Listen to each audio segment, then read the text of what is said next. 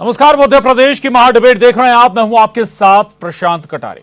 तो राजधानी भोपाल में यूथ महापंचायत में युवाओं के लिए मुख्यमंत्री की बड़ी घोषणाएं। एमपी में नई युवा नीति, प्रदेश में युवा सलाहकार परिषद का गठन, हर साल यूथ महापंचायत का आयोजन और भी दर्जनों ऐलान हैं एमपी के युवाओं के लिए। लेकिन सियासी चश्मे से देखें तो बीजेपी वोटरों के ऐसे वर्ग पर फोकस कर रही है जिसका विश्वास हासिल हो जाए तो न केवल सियासी दलों की ताकत दोगुनी होने के साथ ही सियासी मझधार पार करना भी आसान हो जाए।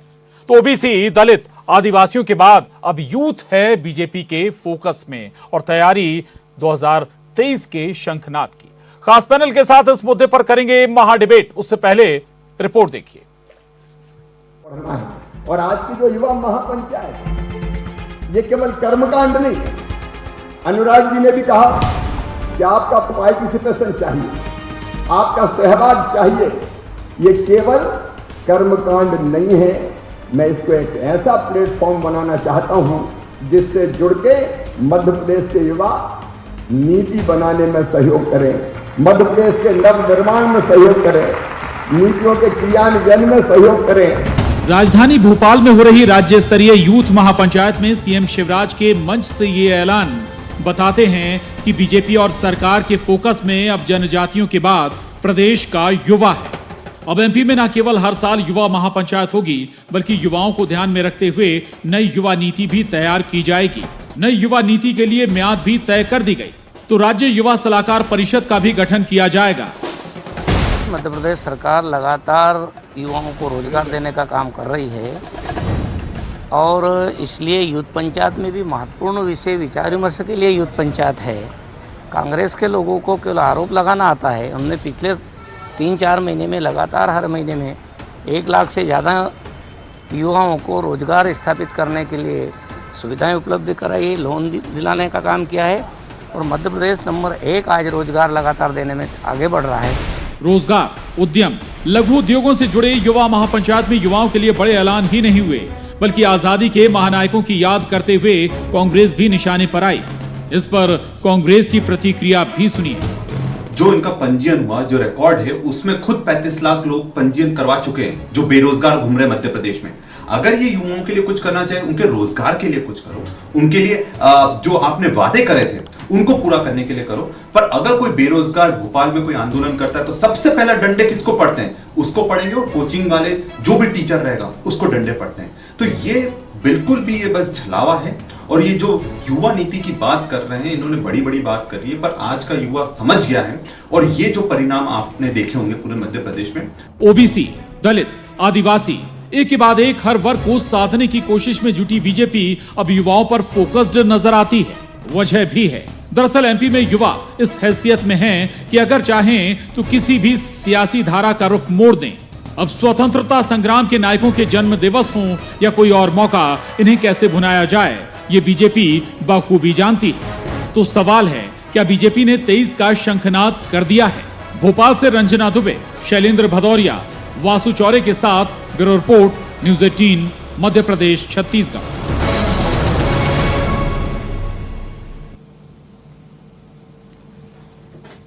तो राजधानी भोपाल में यूथ महापंचायत, लेकिन निशाना दूर तलक है और जाहिर है कि फोकस में अब युवा हैं। युवा बहुत बड़ा वर्ग है, बड़ा रेशियो है मध्य प्रदेश में युवाओं का और इस वर्ग को अगर लुभा लिया जाए तो फिर सियासत बहुत आसान हो जाएगी सियासी दलों के लिए। हमारे साथ 3 खास मेहमान इस पर चर्चा करने के लिए आज जुड़ रहे हैं। आशीष अग्रवाल जी हैं, प्रवक्ता बीजेपी, अपराजिता पांडे जी, प्रवक्ता कांग्रेस, अक्षत शर्मा जी, वरिष्ठ पत्रकार। आप तीनों का बहुत स्वागत है। अक्षत शर्मा जी, चर्चा की शुरुआत आपसे करेंगे। पहले ओबीसी, इसके बाद दलित, आदिवासी और अब फोकस में युवा हैं। तैयारियां मैं कहूं कि 2023 की नहीं बल्कि 2024 की भी चल रही हैं क्या?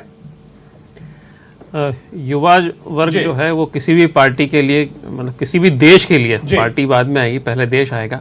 किसी भी देश या प्रदेश के लिए एक बहुत बड़ा उसके लिए एक बहुत बड़ी ताकत है जिसको कि एड्रेस करना हर देश का, हर प्रदेश का, हर सरकार का कर्तव्य है।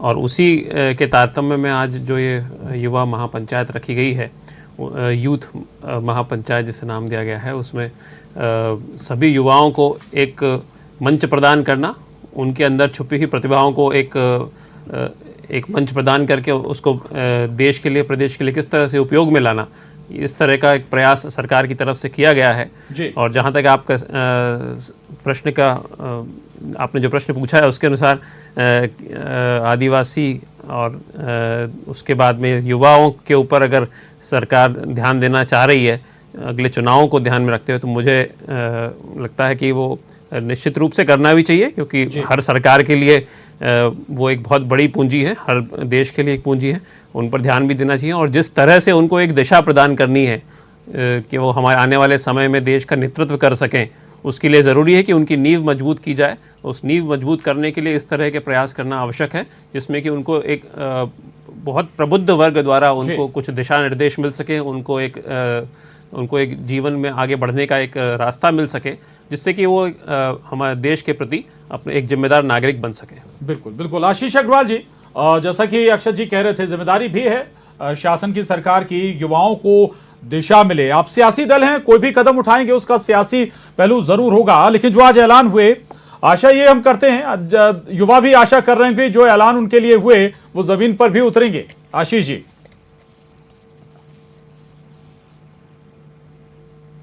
देखिए, आज अमर बलिदानी शहीद चंद्रशेखर आजाद जी की जयंती है और उन्होंने जो अपनी युवावस्था में जो एक नजीर पेश की थी, वो सैकड़ों हजारों वर्ष तक युवाओं को प्रेरित करती रहेगी।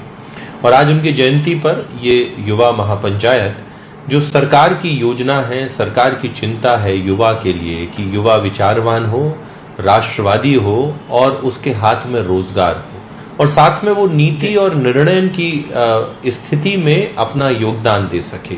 इन सभी उद्देश्यों से ये युवा महापंचायत आयोजित की गई थी।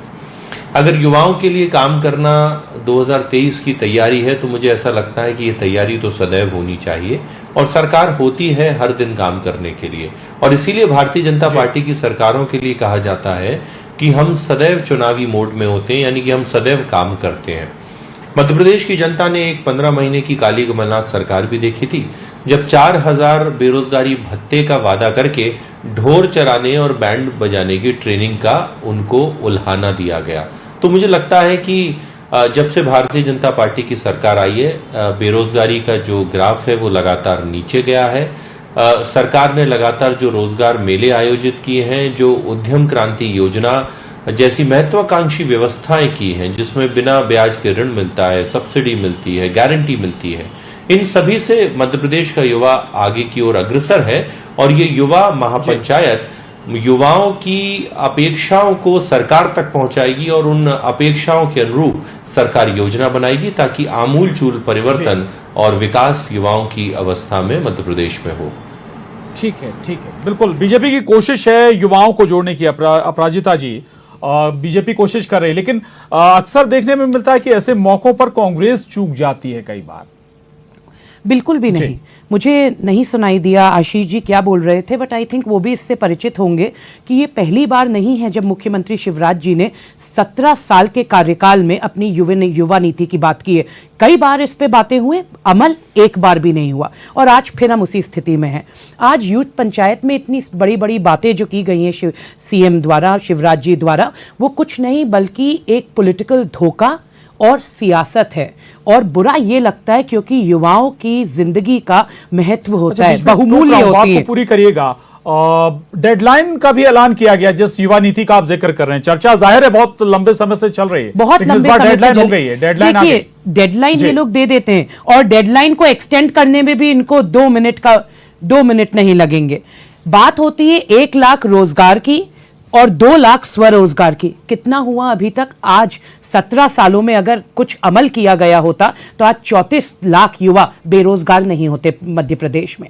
देखिए, जब आप रोजगार की बात करते हैं तो आपको एक डेफिनेट प्लान लेकर आना पड़ता है कि युवा को रोजगार कैसे मिलेगा। जब मध्य प्रदेश माफिया और मिलावट के नाम से जाना जाता है तो ऐसे प्रदेश में निवेश नहीं आता तो इंडस्ट्री सेटअप नहीं होती, आर्थिक गतिविधि नहीं बढ़ती। आर्थिक गतिविधि नहीं बढ़ती तो उसमें रोजगार का सृजन करना नामुमकिन है। और यही मध्य प्रदेश की आज तक सबसे बड़ी, क्या बोले इसको, आज तक शिवराज जी मध्य प्रदेश में वो ला नहीं पाए।